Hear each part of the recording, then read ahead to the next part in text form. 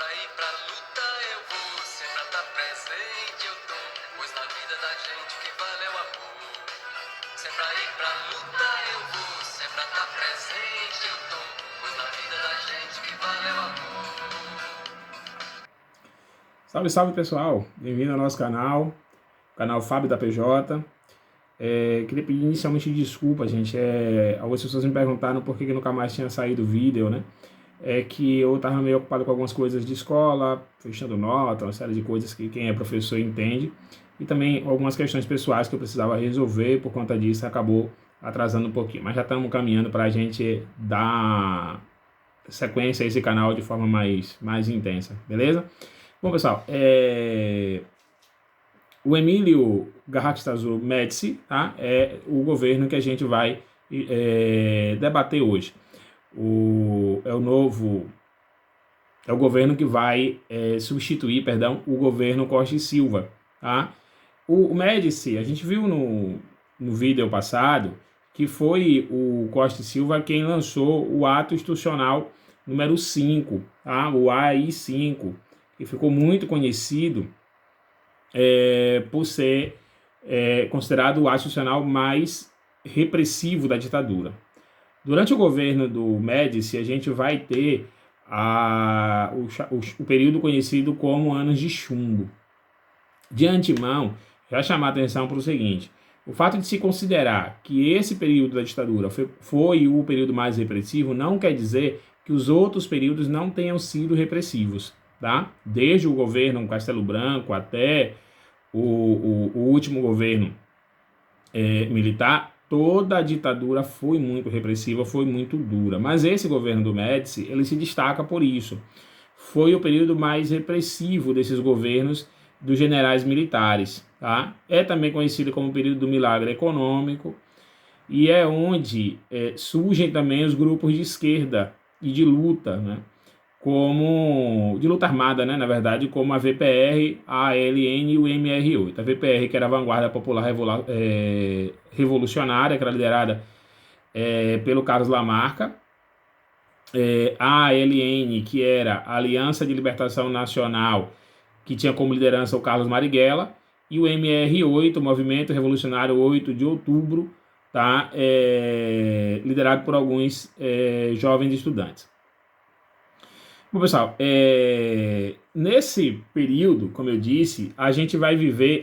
tem também a Copa de 1970, que leva o Brasil ao tricampeonato mundial, e que vai ser um instrumento bastante utilizado pelo governo Médici. Bom, mas como eu disse, esse período é o período do milagre econômico, tá? A gente tem um crescimento econômico razoável no Brasil para a época, né? Isso não é mentira quando os defensores da ditadura, da volta à ditadura, né? Falam, mas na época do Médici lá a gente teve um crescimento econômico bastante interessante. Foi verdade, houve um grande crescimento econômico, porém o Delfim Neto, que era o ministro da Economia na época, ele dizia o seguinte: olha, a gente não pode pegar esse dinheiro agora e repartir com o povo. É preciso esperar que o bolo cresça para depois a gente partilhar. O bolo cresceu, mas ele nunca foi partilhado. Pelo contrário, o que a gente vai ver durante o governo Médici é a ampliação da miséria no Brasil. O Brasil está se tornando um país desenvolvido economicamente, mas de um povo cada vez mais pobre. No entanto, havia uma grande propaganda feita em torno de toda essa questão do milagre econômico e também da Copa do Mundo de 70, né? Havia o slogan "Ninguém segura esse país". Fazia-se referência à Copa do Mundo de 70, mas também ao milagre econômico e ao momento político que o Brasil vivia, né? De desenvolvimento econômico, desenvolvimento industrial, enfim.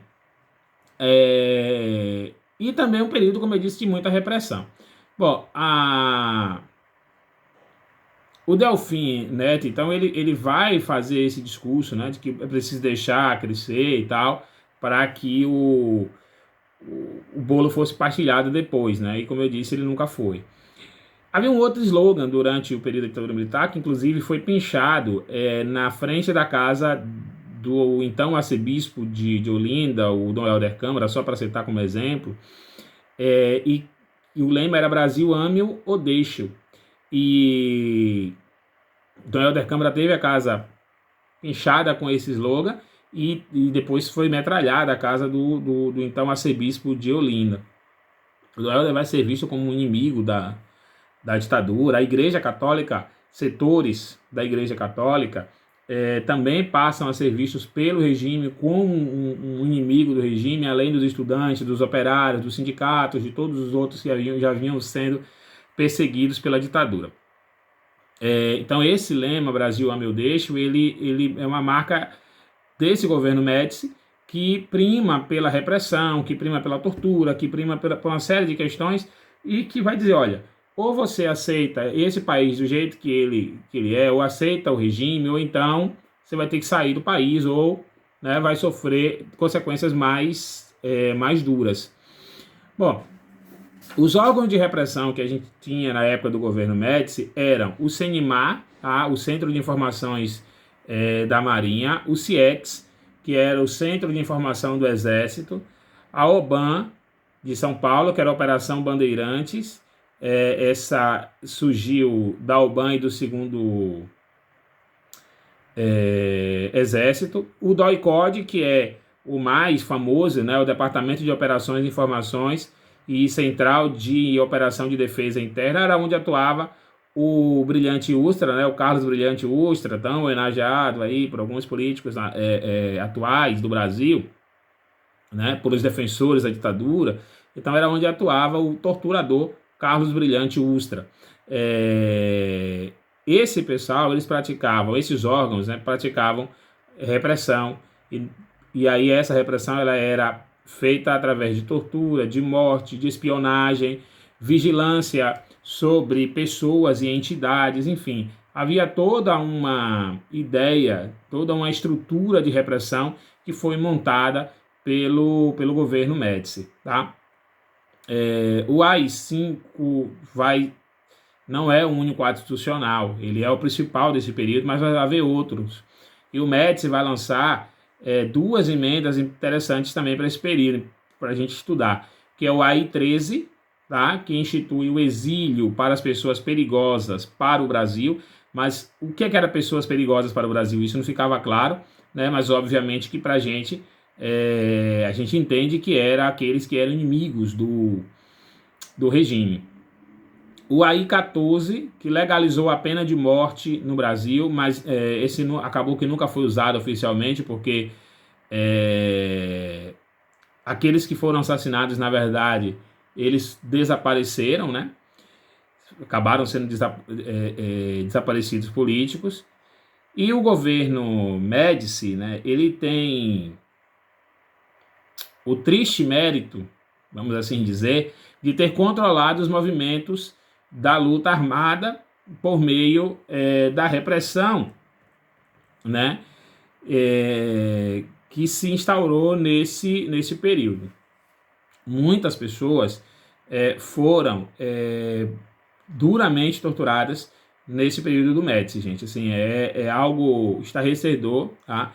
E quando a gente escuta algumas figuras da política brasileira defendendo a volta a um período como esse do Médici, a gente precisa realmente ficar preocupado, tá? É uma ameaça ao Estado Democrático de Direito, tá? E a gente não pode aceitar isso em hipótese alguma. Como eu disse em um outro momento, ditadura nunca mais, tortura nunca mais. A gente precisa fortalecer a nossa democracia. E todos aqueles que ameaçam a democracia, eles precisam ser punidos, eles precisam ser investigados e eles precisam ser punidos radicalmente. Não há como a gente aceitar mais pessoas nas ruas, em Brasília, em qualquer lugar desse país, pedindo por intervenção militar, pedindo por ditadura, ameaçando o Supremo Tribunal Federal, ameaçando o Congresso Nacional, com todas as críticas que a gente tenha às instituições, elas garantem a soberania nacional. E nós não podemos correr o risco de voltar a um período ditatorial.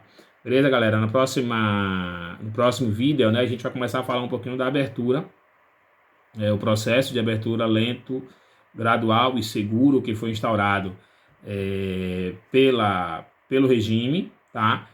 E falando um pouquinho do governo Geisel, tá? Que é o governo que começa a fazer esse processo de abertura, mas como eu disse, esse processo de abertura, se entende que ele tem que ser lento, gradual e seguro. A gente vai entender no próximo videozinho a razão disso. Bom, eu queria indicar, gente, o livro A Mais Longa Duração da Juventude, tá? É um romance que fala do Urariano Mota, e ele fala sobre esse contexto do governo Médici, sobre esse contexto da repressão, de como que a juventude foi perseguida nesse período, tá? É bem interessante a leitura, é um romance gostoso de ler pra caramba, e indico aí pra vocês, tá? Galera, se gostou do vídeo, curte, compartilha, tá? Se inscreve, dá essa força aí pra gente. Se cuida, fica em casa e até a próxima.